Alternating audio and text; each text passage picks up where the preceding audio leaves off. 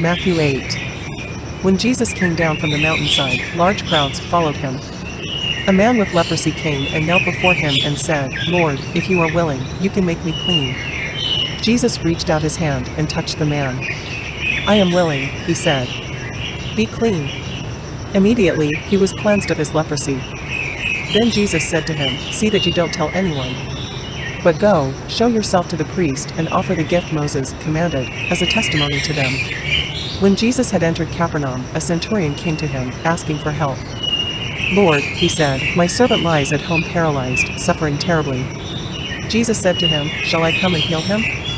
The centurion replied, "Lord, I do not deserve to have you come under my roof. But just say the word, and my servant will be healed. For I myself am a man under authority, with soldiers under me. I tell this one, 'Go,' and he goes, and that one, 'Come,' and he comes. I say to my servant, 'Do this,' and he does it." When Jesus heard this, he was amazed and said to those following him, "Truly I tell you, I have not found anyone in Israel with such great faith.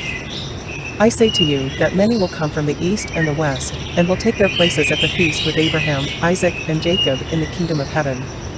But the subjects of the kingdom will be thrown outside, into the darkness, where there will be weeping and gnashing of teeth." Then Jesus said to the centurion, "Go. Let it be done just as you believed it would." And his servant was healed at that moment. When Jesus came into Peter's house, he saw Peter's mother-in-law lying in bed with a fever.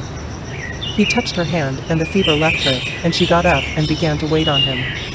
When evening came, many who were demon-possessed were brought to him, and he drove out the spirits with a word and healed all the sick. This was to fulfill what was spoken through the prophet Isaiah. "He took up our infirmities and bore our diseases." When Jesus saw the crowd around him, he gave orders to cross to the other side of the lake. Then a teacher of the law came to him and said, "Teacher, I will follow you wherever you go." Jesus replied, "Foxes have dens and birds have nests, but the Son of Man has no place to lay his head."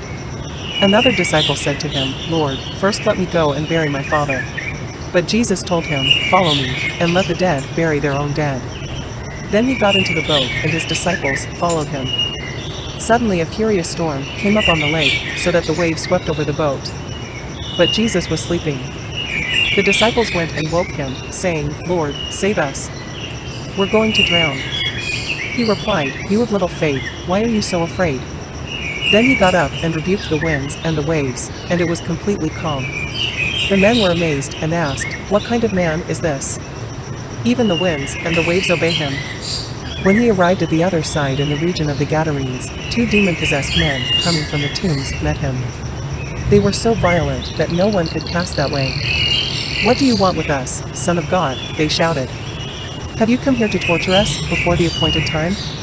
Some distance from them a large herd of pigs was feeding.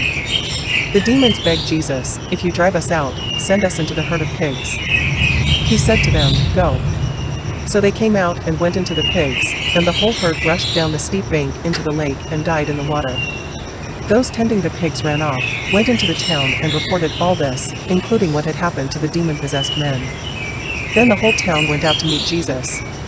And when they saw him, they pleaded with him to leave their region.